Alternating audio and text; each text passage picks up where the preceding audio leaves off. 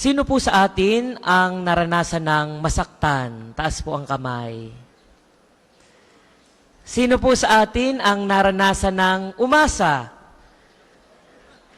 Lahat po tayo. Lahat tayo. Lahat tayo nakaranas na ng ganitong mga sabihin na nating negatibong pangyayari sa buhay. Ang ilan po sa atin dito, kaya narito, may daladalang malaking problema. Nagbabaka sakali na sa pamagitan ng kanyang pagdarasal ay ito'y maiibsan. May mga narito po dahil may sakit. Lumalapit sa ating patrong si Padre Pio dahil sa pamagitan ng kanyang panalangin, maaari siyang pagalingin ng ating Panginoon. Lahat po tayo, mga kapatid, ay dumaranas ng mga negatibong pangyayari sa buhay. Sakit, karamdaman, pangungulila, at kung ano-ano pa. Pero ang tanong, sa kabila ng ating pinagdadaanang ito, ano ang ating pananaw sa buhay?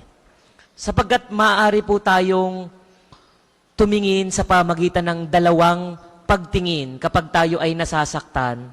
Una, yung tayo magmumukmok. Sasabihin nating hanggang dito na lamang yata ang buhay. Masakit, puro problema, hindi ko na kaya. O pangalawa, titingnan natin yung positibong aspekto ng bagay na ating pinagdadaanan. Bakit kaya ako nasasaktan? Bakit kaya ako umaasa? Ano kaya yung positibong bagay na nais nitong ituro sa akin? Sapagkat mga kapatid, tayong mga Kristiyano, tayong mga Katoliko, tayo laging naniniwala na there are always two sides of the same coin. Lagi pong dalawa ang mukha ng barya. Ano pong ibig sabihin nito? Na kung may mga negatibong nangyayari sa ating buhay, meron itong positibong aspekto. Bakit ko po ito sinasabi sa inyo?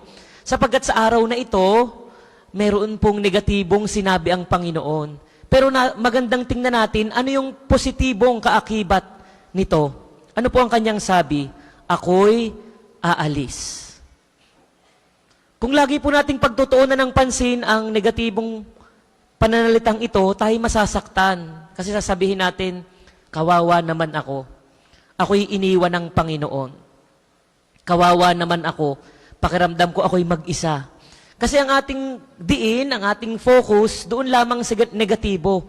Pero may kasunod ang sabi ng Panginoon. Ako'y aalis, ngunit babalik ako. Ako'y aalis, ngunit meron akong ipapalit. At sino ang kanyang ipapalit? Ang banal na Espiritu Santo, na nangako ang ating Panginoon na siya ang ating magiging patnubay.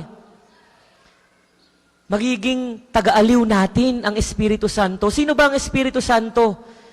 Siya ang ikatlong persona sa Trinity. At mga kapatid, siya ang Diyos na nagpapabanal. Kaya tayo nai-inspire, kaya gusto nating magbago, kaya tayo ay nagkakaroon ng lakas ng loob. Ito'y dahil sa Espiritu Santo. Kaya, huwag tayong magmukmok dahil sinabihan tayo ng Panginoong siya'y aalis. Dahil may positibo pala itong kaakibat. At yun ay ang pagpapadala ng Espiritu Santo. Ang siyang magbibigay sa atin ng lakas para lumaban sa buhay. Bukod po sa nasa Ebanghelyo, bibigyan ko pa kayo ng dalawang bagay na laging may positibong kaakibat. Merong positibong mukha. Una, tayo'y nasasaktan. Pero ano ang kapalit nito? Ano yung positibong aspekto nito? Ako'y nasaktan, pero ako'y may natutunan. Wag na wag po natin yung kakalimutan na sa lahat ng sakit ng ating buhay, lagi po yung may itinuturo. Sabi nga, in God, no pain is ever wasted. Walang nasasayang na sakit sa Diyos. Bakit ba ako nasaktan? Baka kailangan ko ng ayusin ang aking sarili. Ano ba yung mga sakit na ating nararamdaman? Iniwan ako ng aking mahal sa buhay. Anong itinuturo nito? Baka kailangan kong matutong tumayo sa sariling paa. Pinagtaksilan ako ng aking mga kaibigan. Natutunan ko na kung sino yung mga tunay at mga totoo at sino lamang ang nagpapanggap. Nasaktan ako, pero ako'y natuto. Mga kapatid, yan lagi sana ang pananaw ng isang Kristiyano. Huwag tayong tumuon lamang doon sa sakit na ating nararamdaman. Ano ang gustong ituro nito sa ating mga buhay? Huwag nating kakalimutan, laging dalawa ang mukha ng mga bagay-bagay. Ako'y nasaktan, pero ako'y may natutunan. Pangalawang bagay, yung sinasabi natin kanina, umasa. Lagi po tayong umaasa. Pwede tayong doon lamang tumingin. Masakit na naman kasi umaasa ako. Alam niyo kung bakit laging masakit ang umaasa? Kasi laging wala yung hinihintay mo. Kasi hindi ka naman aasa kung siya'y nariyan. Halimbawa po, umaasa akong makapagtatapos sa pag-aaral. Kasi hindi pa nangyayari. Umaasa ako na aasenso ang buhay namin. Masakit kasi sa kasalukuyan, hindi pa maayos ang aming buhay. Umaasa ako na matutupad ko yung aking mga pangarap. Masakit dahil hindi pa nangyayari. Lagi pong may kaakibat na sakit ang isang taong umaasa. Pero doon na lang ba tayo? Doon na lang ba tayo magmumukmok sa sakit na dulot ng pag-asa natin? Hindi po. Ano yung kaakibat na mukha?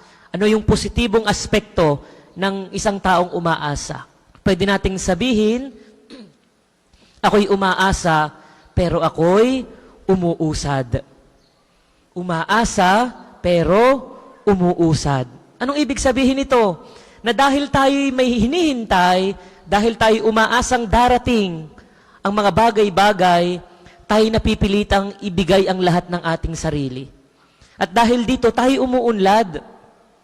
Alam ko na kailangan ko makapagtapos sa pag-aaral, mag-aaral akong mabuti. Alam ko na kailangan kong matupad ang aking mga pangarap, magtitiis ako at pagsusumikapan ko. Mga kapatid, mapansin natin, malayo na pala ang ating narating. Dahil sa pag-asa, sa hinaharap, unti-unti tayong umuusad sa buhay.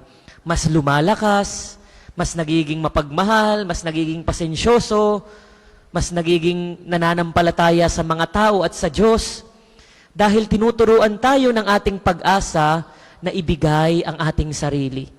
Na lumalakas pala ang ating loob, hindi natin alam.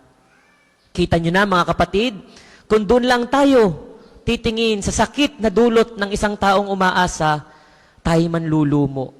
Pero pag ating tiningnan, ako'y umaasa, pero ako pala'y umuusad.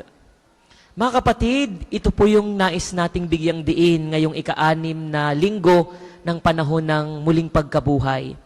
Na sa buhay ng tao, lagi pong may mga negatibong nangyayari. Sa kabila nito, huwag tayong doon lamang tumingin. Laging may kabilang mukha ang mga negatibong bagay na ito. At yun ay yung mga bagay na positibo. At atin nga pong pinagnilayan, sabi natin, si Jesus ay umalis, pero siya'y may ipapalit. At yun ay walang iba, kundi ang banal na Espiritu Santo na sa atin ay magpapabanal. Ikalawa, tayo'y nasasaktan, pero tayo'y may natututunan. In God, no pain is ever wasted. At pangatlo, ang sabi natin, sa ating buhay, tayo umaasa, pero tayo'y umuusad. Laging may paglago sa buhay na ito. Sa pagpapatuloy ng misa, hilingin natin sa Diyos na ating maisabuhay lahat ng ating pinagnilayan. Pagpalain po tayo ng ating Panginoon.